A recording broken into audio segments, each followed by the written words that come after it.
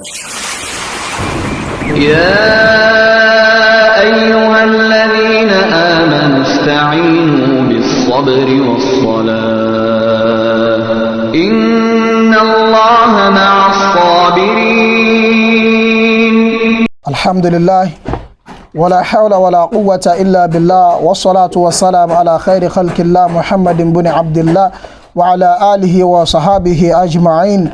Brothers and sisters, I am welcoming you back to Dead End to Delight on Series 5, where we are speaking about motivating a lazy child. We've all known about the true life story of the particular child whose mother mentioned that she is in a state of dilemma. We ask Allah subhanahu wa ta'ala, as we are prescribing recommendations, prescribing solutions for her to obtain light, we ask Allah subhanahu wa ta'ala to make it positive for her. Amen. Brothers and sisters, now I am still on giving tips to make your child motivated so that he could be responsible and a serious type. MashaAllah. Another tip I am going to give is study time for your child. Subhanallah. Is study time for your child. You know, you can make study time as easy as possible for your child by providing him or her with everything needed to get work done, to make study easier for him or her. One of these is we can create for him or her is to find or to get a quiet space that is free of distraction. Whenever your child returns home, that should be the place you reserve for him or her to study. Subhanallah. Fathers and mothers, we should get our children used to an apartment in the home which is called study. So study is a room, you know, it's just a small library. It's a small library in the home.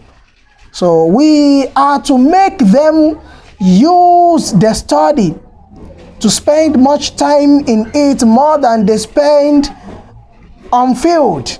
Subhanallah, this is paramount. Many homes today, to find study in the house for children, subhanallah, is unusual. It's uncommon. Yet we want to smile at the end of the day. Subhanallah. If truly you want to smile, you have to you have to get that for them now.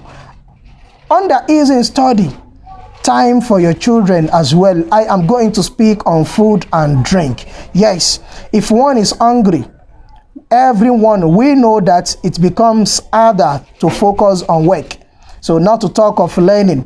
So you have to give your child a light snacks before a study session and plenty of water to ensure he or she can remain focused. Let's learn this from how we that are parents of we are father, we are mother today. How did our own parents, how did they treat us when we were learning, when we were kids going to school? You know, then subhanallah, after we've ate breakfast at home, they will still manage to fill our lunch box, subhanallah, with food, with biscuits, sweet, juice, subhanallah. Same thing should be done for our children from us today. If truly we want to smile at the end of the day, if we want to smile like our own parents smiles today, brothers and sisters, this is required of us. I want to tell you this, let me tell this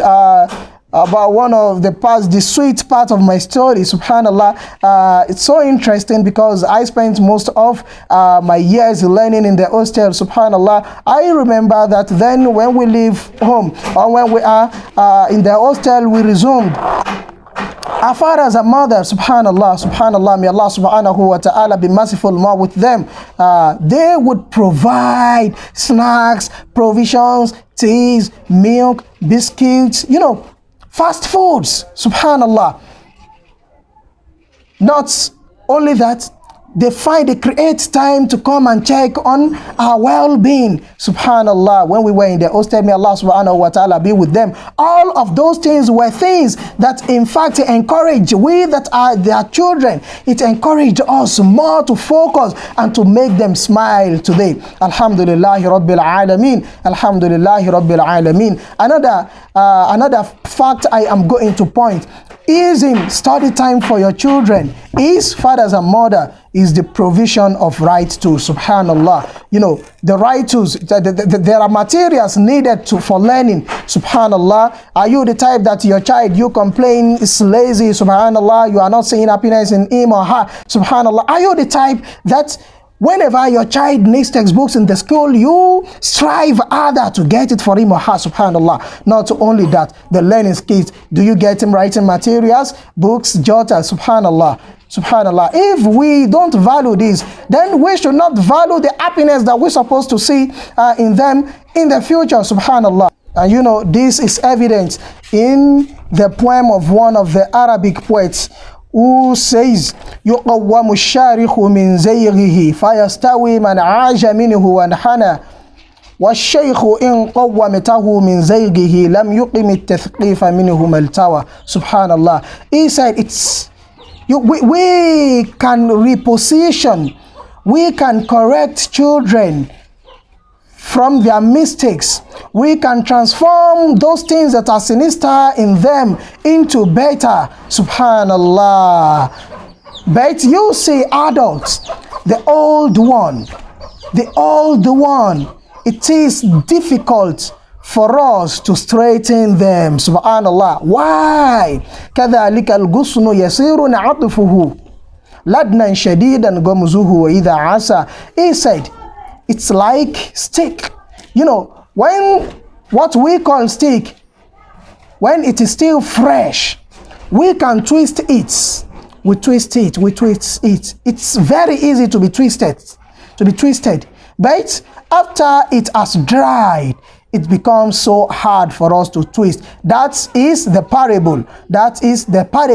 Of the young one and the adult one. So before your children become adult, it's high time for you to start planting that happiness in them. It is the happiness you plant in them, fathers and mothers, today, that you are going to achieve later in the future. May Allah subhanahu wa ta'ala suffice every one of us. Ameen. يا أيها الذين آمنوا استعينوا بالصبر والصلاة